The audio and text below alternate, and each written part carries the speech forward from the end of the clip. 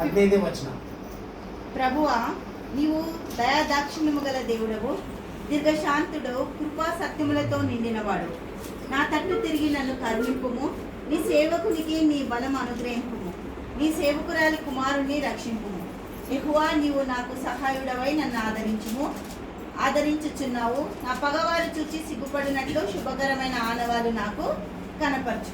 ఏ విషయంలో ఏం డిస్టర్బ్ అయినా కూడా, అమ్మ పాపమ్మ అసలు ఎంత సిక్ అయిపోయింది బాబు దగ్గర టెన్షన్ పడి, అందులో పెంచెలు కూడా దేవుడు ఎంత గొప్ప కార్యం చేసి ఇల్లు కట్టుకోవడానికైనా, వివాహం జరగడానికైనా, ప్రతి విషయంలో కూడా అమ్మ వాళ్ళు చేసిన ప్రతి ప్రార్థనకి కావాల్సిన ప్రతి సపోర్ట్కి దేవుడు గొప్ప అద్భుతము ఈ గ్లోమ్లో చేయడం స్టార్ట్ చేసింది. దేవుడికి ಮಹಿಮೆ ಕలుగుగా. ದೇವರು ನಮಗೆ ಸ್ತೋತ್ರವಾಗಿ. ಆದ್ರೆ ಮನೆ ಕಟ್ಟೋ ಸಮಯದಲ್ಲಿ ಈ ಸಮಯದಲ್ಲಿ ಎಷ್ಟೋ ಟೆನ್ಷನ್ ಬೀಳುತ್ತಿದ್ದೀರಿ, ಎಷ್ಟೋ ಆಲೋಚನೆ ಮಾಡೋದಿದ್ದೀರಿ, ಹೆಂಗಾಯ್ತದ ಏನಾಯ್ತದ ಅಂತಂದು. ಆದರೆ ದೇವರು ಅದರ ಕೃಪೆಯಿಂದ ಇವತ್ತು ಇವು ಅದು ನಮ್ಮನ್ನು నిందించగలరు.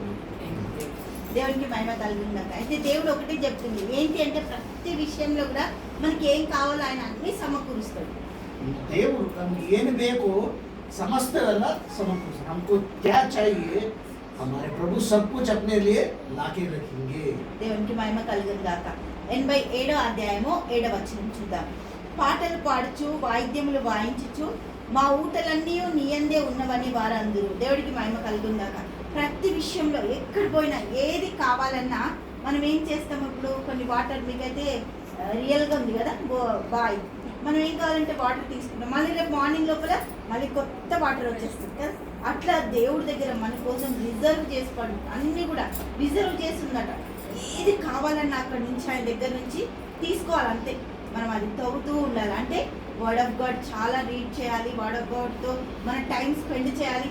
ఎంతైతే దేవుడితో కనెక్ట్ అవుతామో అందులో నుంచి దేవుడు అన్ని మనకు సమకూరుస్తాడట.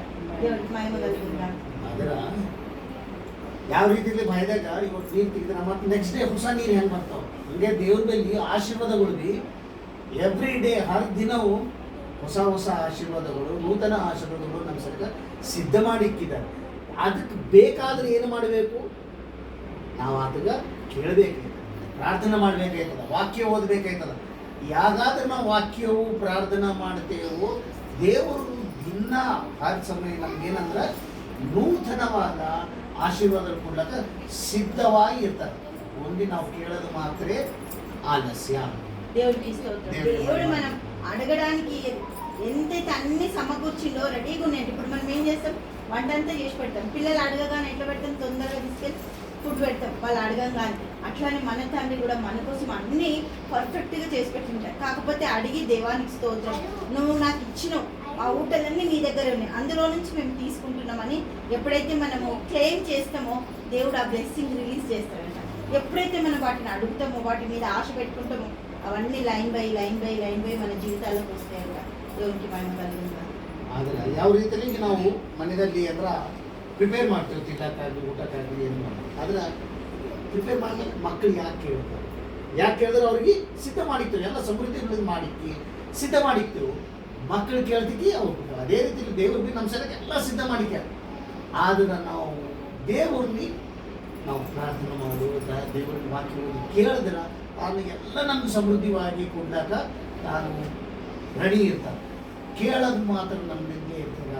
ಅದು ಸರಿಯಾಗಿ ನಾವೇನೋ ಹಮೇಶ ದೇವ್ರ ಸರಿ ಯಾವುದನ್ನು ಮಾತಾಡ್ತೂ ಇರಬೇಕು, ದೇವ್ರ ಸರಿ ಕನೆಕ್ಟ್ ಇರಬೇಕು. దేవుడికి మహిమ కలుగుగాక. దేవుడి వాక్యం దీవించుగాక. మనం ప్రార్థన చేసుకుంటాం. తండ్రి యేసునికి వందనాలు. ప్రతి బిడ్డలను దీవించండి, ఆశీర్వదించండి, మీ కృపను అనుగ్రహించండి, మీ దయ దయచేయండి ప్రభువా.